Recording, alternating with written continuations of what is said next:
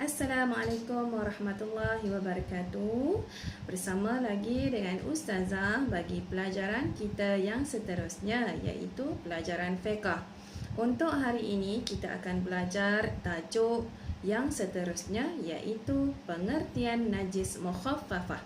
Okey, sebelum kita meneruskan pembelajaran kita pada hari ini, Ustazah nak minta kamu semua buka buku teks fiqh muka surat 4 sambil tonton video Ustazah ni, sambil kamu rujuk buku teks fiqh muka surat 4. Baik, kita teruskan dengan tajuk kita pada hari ini, iaitu pengertian najis mukhaffafah. Okey, pengertian ni maksud. Apa maksud najis mukhaffafah ni? Okey, hari ni kita akan belajar. Okey, pengertian najis mukhaffafah ialah air kencing kanak-kanak lelaki yang berumur kurang daripada 2 tahun yang hanya minum susu ibu sahaja. Saya ulang sekali lagi. Pengertian najis mukhaffafah ialah air kencing kanak-kanak lelaki yang berumur kurang daripada 2 tahun yang hanya minum susu ibu sahaja. Okey, maksud najis mukhaffafah ni ialah air kencing kanak-kanak lelaki, bukan air kencing kanak-kanak perempuan. Umur berapa?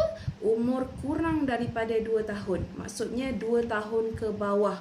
Umur 5 bulan, setahun, 3 bulan. Okey, itu yang hanya minum susu ibu sahaja. Kalau kanak-kanak lelaki tu dia umur setahun tetapi dia dah minum susu lembu, susu dalam tin. Okey, susu susu tepung, bukan susu ibu dia.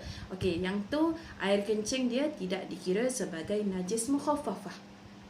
Najis mukhaffafah ni ialah air kencing kanak-kanak lelaki yang umur dia kurang daripada 2 tahun dan dia hanya minum susu ibu sahaja. Tak minum susu formula, tak minum susu tepung. Okey, faham? Okey, itu pengertian najis. Kita pergi kepada yang seterusnya, iaitu cara menyucikan najis mukhaffafah. Macam mana kita nak membersihkan najis mukhaffafah? Andai kata adik lelaki awak umur 1 tahun kencing. Okey, dia minum susu ibu sahaja. Dia kencing, macam mana kita nak bersihkan air kencing dia? Okey, kita tengok. Cara yang pertama, kenal pasti najis mukhaffafah. Yang kedua, hilangkan najis mukhaffafah sehingga kering. Dan yang ketiga, renjis dengan air mutlak. Okey, saya ulang sekali lagi. Macam mana cara nak menyucikan najis mukhaffafah? Pertama, kita kena kenal pasti najis mukhaffafah. Kenal pasti dulu air kencing ni, air kencing siapa? Oh, air kencing adik awak yang umur setahun. Bukannya air kencing adik perempuan awak yang umur 3 tahun.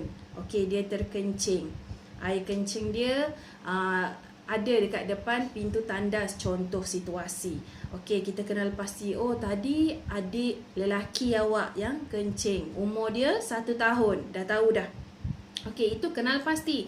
Dah kenal pasti, itu najis mukhaffafah.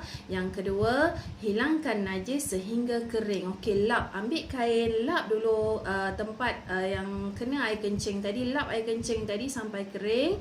Dan yang ketiga, lepas kita lap sampai kering, yang ketiga, renjis dengan air mutlak. Ambil air yang bersih. Air mutlak ni air pipe lah. Air dekat rumah kita yang bersih tu. Air yang keluar daripada pipe. Itu air mutlak. Okey, ambil air mutlak dan renjis tempat najis tadi. Itu cara nak menyucikan najis mukhaffafah. Okey, saya ulang sekali lagi. Kita pergi balik kepada pengertian najis mukhaffafah. Pengertian najis mukhaffafah ialah air kencing kanak-kanak lelaki yang berumur kurang daripada 2 tahun yang hanya minum susu ibu sahaja. Cara menyucikan najis mukhaffafah. Yang pertama, kenal pasti najis mukhaffafah. Yang kedua, hilangkan najis sehingga kering. Yang ketiga, renjis tempat najis dengan air mutlak. Okey, itu 3 cara kita nak menyucikan najis mukhaffafah. Baiklah, itu sahaja yang kita pelajari untuk hari ini. Ustazah harapkan semua murid-murid dapat fahami apa yang Ustazah sampaikan, dapat fahami apa yang kita pelajar pada hari ini.